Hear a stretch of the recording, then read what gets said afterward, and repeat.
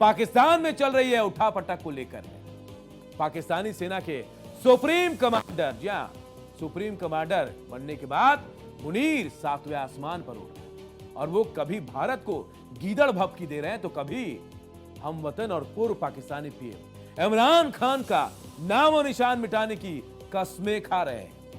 आसिम मुनीर का मानना है कि इमरान ने चीन, सऊदी अरब और अमेरिका के साथ पाकिस्तान के संबंध खराब किए, इसीलिए वो पाकिस्तान के लिए सबसे बड़ा खतरा है। स्टॉप एंगल में मुनीर और इमरान की अदावत को लेकर इसके पीछे की पूरी इनसाइड स्टोरी आपको बताएंगे। पाकिस्तान एक बदला पसंद देश है, या तभी तो चीफ ऑफ डिफेंस फोर्सेज यानी सीडीएफ की ताजपोशी के चंद दिनों बाद ही आसिम मुनीर के बदले तेवर दिखने लगे।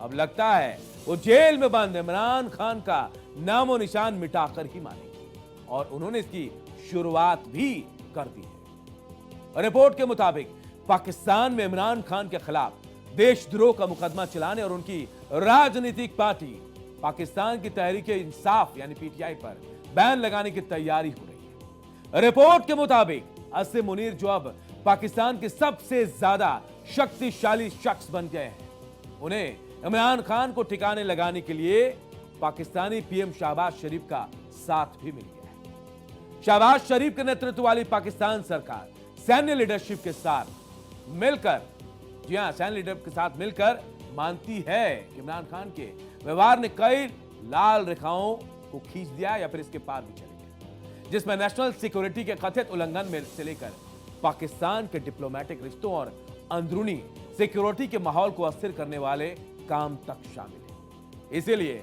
अब इमरान खान के खिलाफ देशद्रोह का मुकदमा चलाया जाएगा। सूत्रों के हवाले से रिपोर्ट में कहा गया कि अधिकारियों को लगता है कि प्रधानमंत्री रहने की वजह से इमरान खान के पास पाकिस्तान की काफी संवेदनशील रणनीतिक जानकारियां हैं, जिनमें न्यूक्लियर से जुड़ी जानकारी, सरकारी सीक्रेट शामिल है। उनका आरोप है कि उनका पॉलिटिकल विरोध, सरकारी संस्थाओं के प्रति टकराव वाला रवैया और उनके पास क्लासिफाइड जानकारी होने से पाकिस्तान मुश्किल में पड़ सकता है। इसी वजह से सरकार की चिंताएं बढ़ गई हैं। इमरान खान के खिलाफ देशद्रोह का चार्ज लगाने पर चर्चा हो रही है। देशद्रोही इमरान, या इमरान टीटीपी और तालिबान पर नरम क्यों? अंतरराष्ट्रीय संबंध खराब करने का आरोप उन पर लगा। टीटीपी और तालिबान को लेकर नरमी पर सवाल खड़े हो रहे हैं। मुनीर मानते हैं कि इमरान खान का टीटीपी और अफगान तालिबान को लेकर रवैया बेहद नरम रहा है। इमरान खान की सरकार ने 2021-22 में टीटीपी के लड़ाकों को पाकिस्तान में बसाने तक की नीति अपनाई थी, जिससे आतंकी घटनाओं में 600% तक का इजाफा दर्ज किया गया और इसीलिए पाकिस्तान में बढ़ चुके आतंकवाद के पीछे इमरान खान की नीतियां काफी जिम्मेदार हैं। यह मुद्दा भी इमरान खान के खिलाफ संभावित केस बनाने में केंद्रीय भूमिका निभा रहा है, क्योंकि सेना का लीडरशिप इसे राष्ट्रीय सुरक्षा के साथ सीधे खिलवाड़ के रूप में देख रहा है। अंतरराष्ट्रीय अवैध संबंध खराब करने का भी आरोप लगाया है। इमरान खान पर चीन, सऊदी अरब और अमेरिका जैसे देशों के साथ पाकिस्तान के रिश्ते बिगाड़ने के आरोप भी लगाए जा रहे हैं। अमेरिका से तनाव, इमरान ने खुलकर कहा उनकी सरकार अमेरिका ने गिराई, जिससे अमेरिका और पाकिस्तान के रिश्ते खराब हुए। चीन से नाराजगी भी है। जी हां, सीपैक परियोजना में चीनी निवेशकों पर भ्रष्टाचार के आरोपों ने बीजिंग को इमरान से नाराज कर दिया। सऊदी अरब से दूरी भी बनी। सऊदी नेतृत्व पर तीखी टिप्पणियां और अतिरिक्त आर्थिक पैकेज की मांग ने भी पाकिस्तान से उनके रिश्तों को और बिगाड़ कर रख दिया। इसलिए अब इमरान खान पर देशद्रोह का मुकदमा चल कर रहेगा।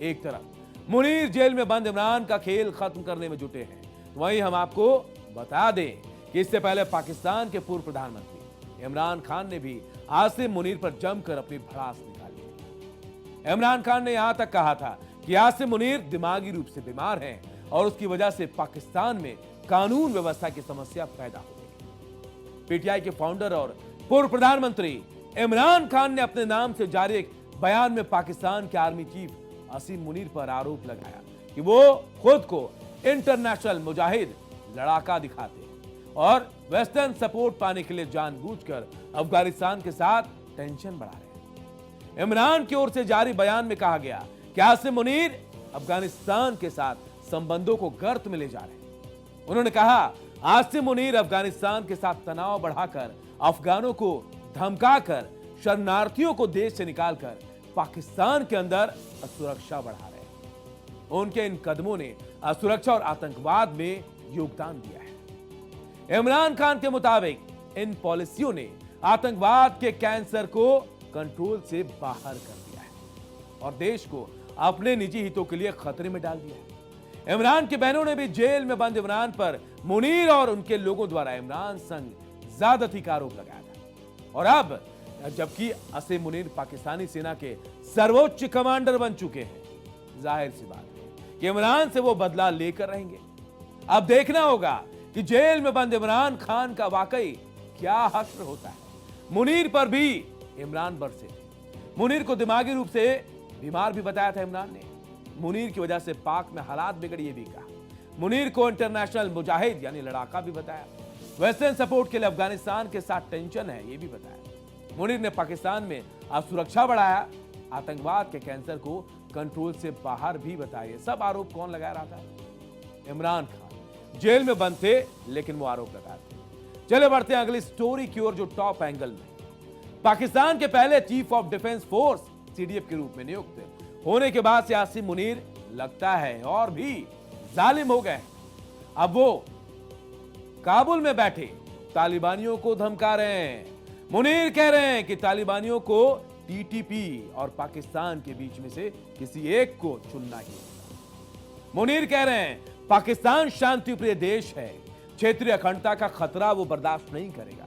बेहद ही शक्तिशाली हो चुके मुनीर कह रहे हैं कि किसी भी आक्रमण के हालात में रिएक्शन बेहद ही खतरनाक होने वाला है। आतंक को आशीर्वाद देने वाला देश पाकिस्तान और उसके सुरक्षा बलों के प्रमुख आसिम मुनीर अब पाकिस्तान को शांतिपूर्ण देश बता रहे हैं। यह उनका बदला हुआ स्वरूप है या फिर कोई नई चाल है जो दुनिया के सामने वो पाकिस्तान की शांतिपूर्ण वाली छवि पेश करने की कवायद में जुट गए हैं। दरअसल मुनीर पाकिस्तान को शांतिपूर्ण देश बताकर दुश्मन देशों को धमका रहे हैं।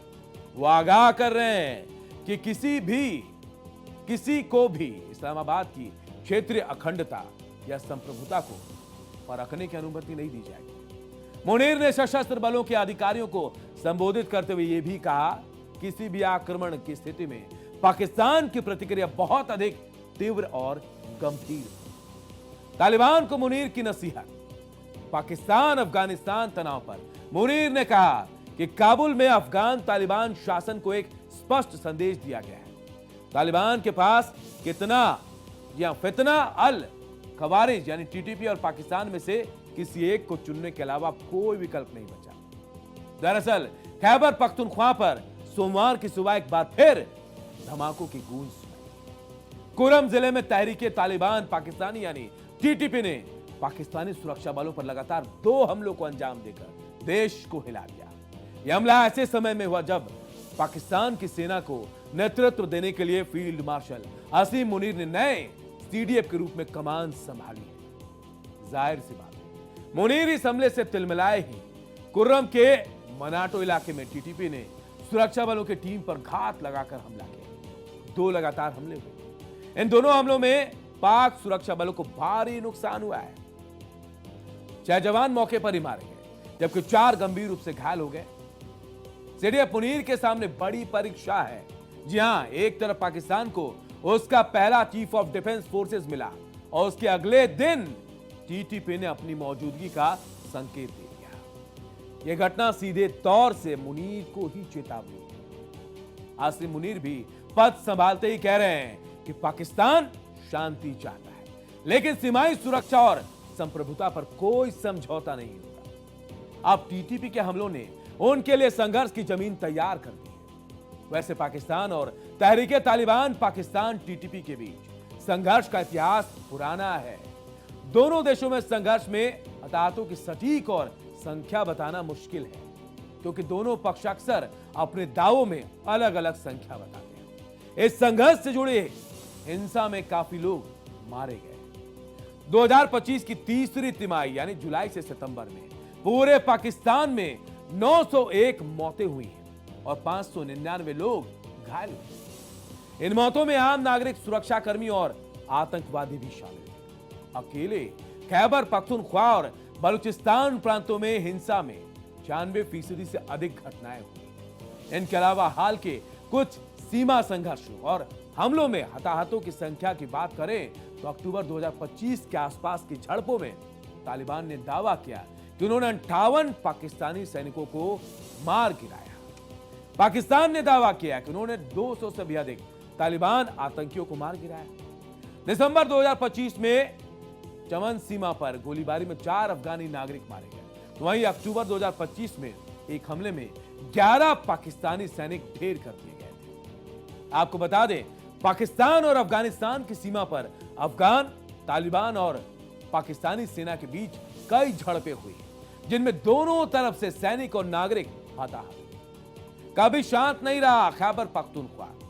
खैबर पख्तूनख्वा का इलाका पाकिस्तान की सुरक्षा एजेंसियों के लिए लंबे समय से सरदर्द बना हुआ है। नॉर्थ वजीरिस्तान में बीते दिनों सरकारी अफसर के काफिले पर हमला हुआ था, जिसमें 5 लोग मारे गए। उससे पहले भी पुलिस चौकियों और सैन्य काफिलों पर अनेक हमले दर्ज हुए।